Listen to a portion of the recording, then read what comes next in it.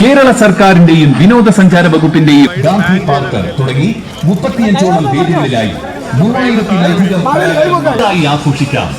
കലാപ്രകടനങ്ങൾ കണ്ട് മതിമറക്കാം.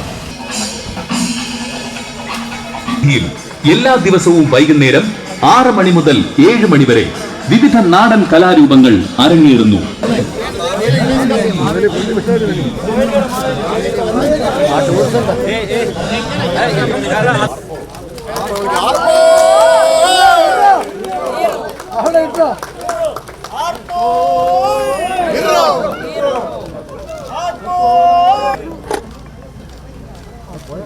നമ്മുടെ ഈ വർഷത്തെ ഓണം ടൂറിസം വാരാഘോഷത്തിന് ഇവിടെ പതാക ഉയർന്നിരിക്കുകയാണ്.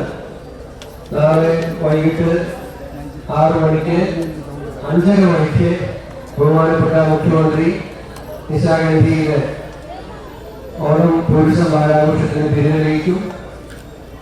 അതിനുശേഷം ഓണത്തിന് സ്വാഗതം ചെയ്തുകൊണ്ടുള്ള പ്രത്യേക നൃത്താവതരണം ഉണ്ടാകും. തുടർന്ന് അങ്ങോട്ട് ഇവിടെയും ഈ ജില്ലയിലെ 35 വേദികളിലുമായി ഓണം ടൂറിസം വാരാഘോഷത്തിന്റെ വിവിധ പരിപാടികൾ നടക്കുകയാണ്. പ്രത്യേകിച്ച് കേരളത്തിന്റെ തനത് കലാരൂപങ്ങൾ എല്ലാ ദിവസവും നിശാഗന്ധി, പടയണി, മുടിയേറ്റ്, പൂതനം, തിറയും, തെയ്യം, ഇതെല്ലാം തോൽപ്പാവക്കൂത്ത്, ഇതിനെല്ലാം പെർഫോമൻസ് അവതരണം എല്ലാ ദിവസവും നിശാഗന്ധിക്ക് ഉണ്ടാകും.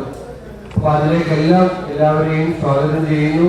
ദീർഘമായോ ഹ്രസ്വമായോ സംസാരിക്കുന്നില്ല. ഈ സന്തോഷത്തിന്റെ ദിവസങ്ങളാണ്. അത് നമ്മൾ അനുഭവിച്ച് തന്നെ മുന്നോട്ട് പോകാം എന്ന് മാത്രം സൂചിപ്പിക്കുന്നു.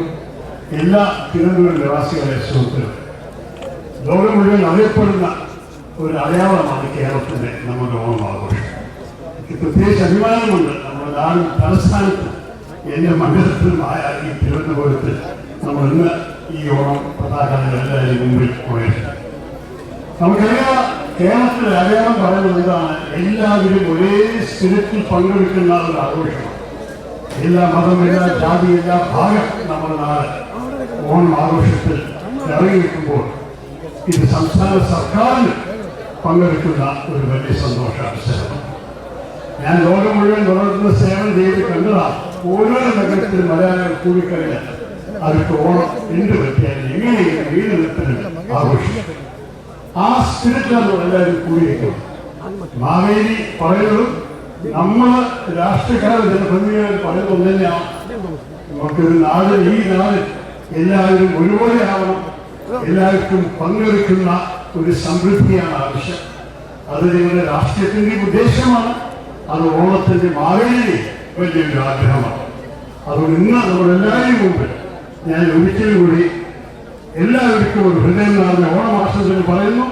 ഇവിടുന്ന് ആരംഭിച്ച ഈ സെലിബ്രേഷൻസ് ഇന്നും നാളെയും ഒക്കെ ഈ വരാമോദങ്ങൾക്ക് എല്ലാം കാണാൻ സാധിക്കും. അതിലെല്ലാവരും പങ്കെടുക്കട്ടെ. സന്തോഷത്തോടെ എല്ലാവർക്കും ഒരു ഹാപ്പി ഓണം.